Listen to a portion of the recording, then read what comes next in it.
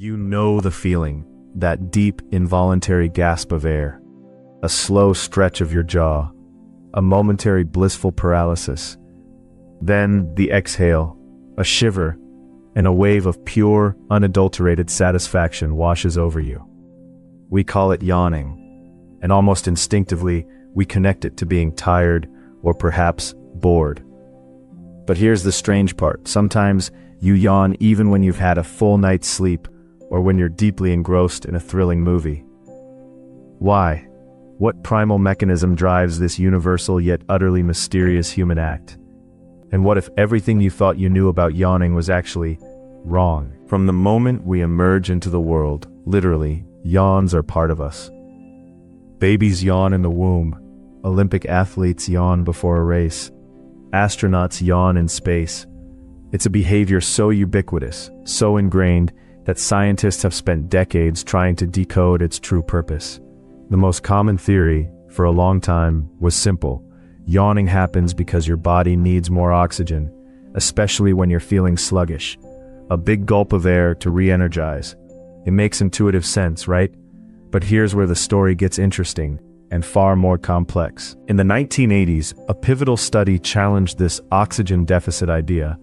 Researchers asked people to breathe air with varying levels of carbon dioxide and oxygen, then observed their yawning frequency. What they found was surprising. Changes in gas levels had almost no effect on how much people yawned. If oxygen was the primary driver, yawning should have shot up when oxygen was low, but it didn't. This discovery forced a fundamental rethinking. If yawning isn't about breathing in more oxygen, then what is it about? The answer, it turns out, might be less about the air we breathe and more about the organ that controls everything else. Imagine your brain as a supercomputer, constantly running complex operations. Like any powerful computer, it generates heat.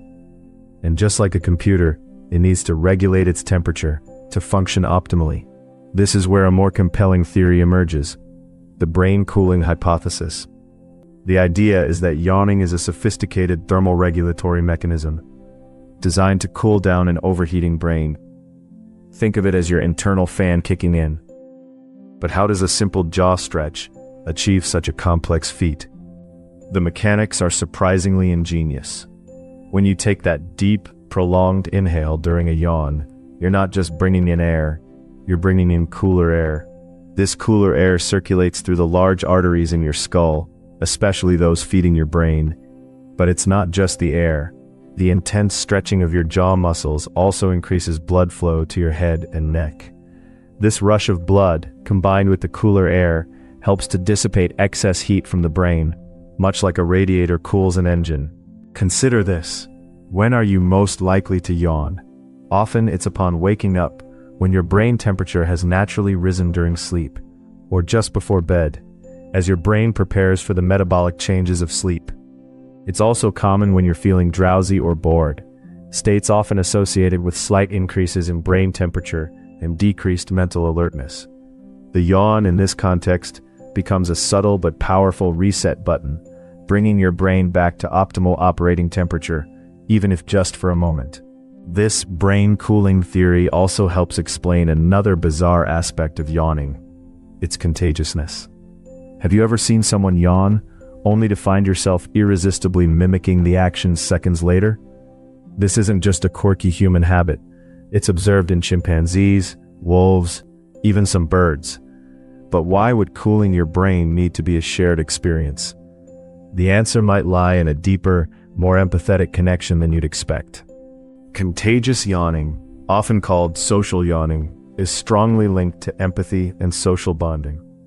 Studies show that individuals who score higher on empathy scales are more susceptible to contagious yawns. You're more likely to yawn after seeing a loved one yawn than a stranger. Children with autism, who often struggle with social empathy, tend to exhibit significantly less contagious yawning. So, if yawning cools your brain, why does seeing someone else do it trigger your brain to cool down too?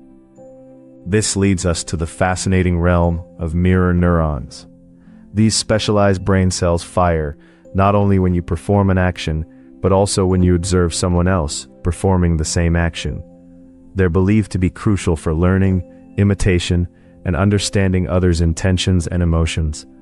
When you see someone yawn, your mirror neurons might fire, unconsciously simulating the act, and perhaps the need for a brain cool down in yourself, especially if you empathize with their physiological state.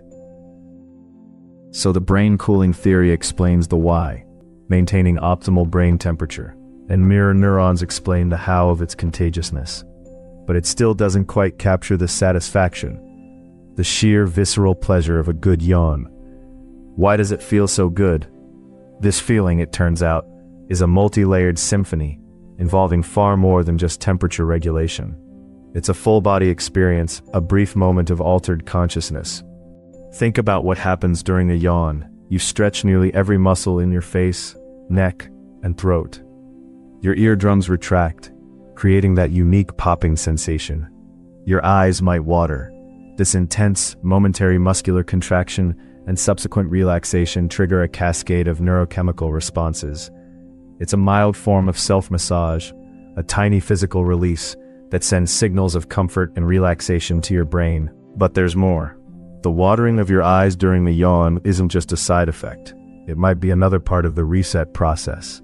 The tears help to lubricate and clear your eyes, especially after periods of strain or dryness, which often accompany drowsiness or intense focus. It's like your body is giving itself a mini eye bath, preparing you for refreshed vision and attention. And then there are the neurochemicals. Research suggests that yawning can trigger the release of neurotransmitters like dopamine and serotonin, which are associated with pleasure, reward, and mood regulation. It's a tiny, endogenous high. The satisfaction you feel after a yawn isn't just relief. It's a brief, natural dose of feel-good chemicals, subtly nudging your brain into a more alert and contented state. So, the satisfaction isn't just from a cooler brain. It's from the symphony of muscle stretching, eye lubrication, and neurochemical release, all converging in that single, profound moment.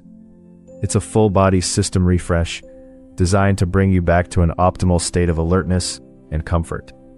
This is why you can yawn when not tired. Your brain isn't necessarily overheating from sleep deprivation, but perhaps from intense mental focus or even emotional stress, both of which can raise brain temperature. Consider athletes before a big game or performers backstage. They often yawn. They're not necessarily tired.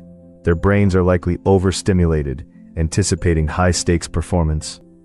A yawn in these moments could be a natural way to regulate brain temperature, calm the nervous system, and achieve peak focus.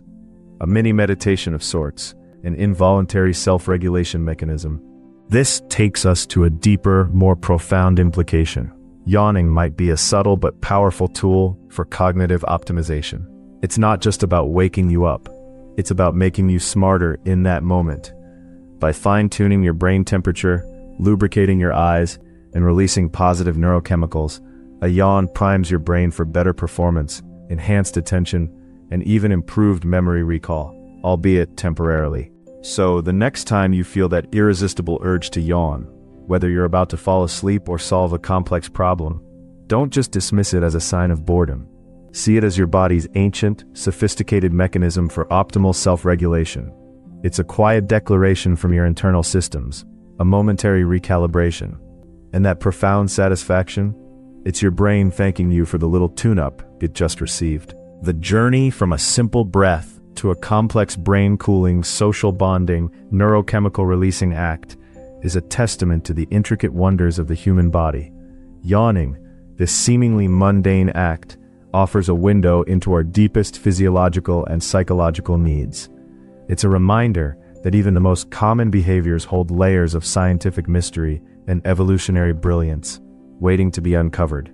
And perhaps the most fascinating aspect of all is how something so universally shared, so intimately personal, can still hold so many secrets.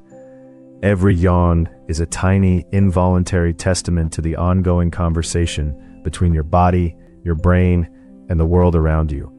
A perfectly orchestrated moment of self-care. What other simple acts are we misunderstanding in our daily lives?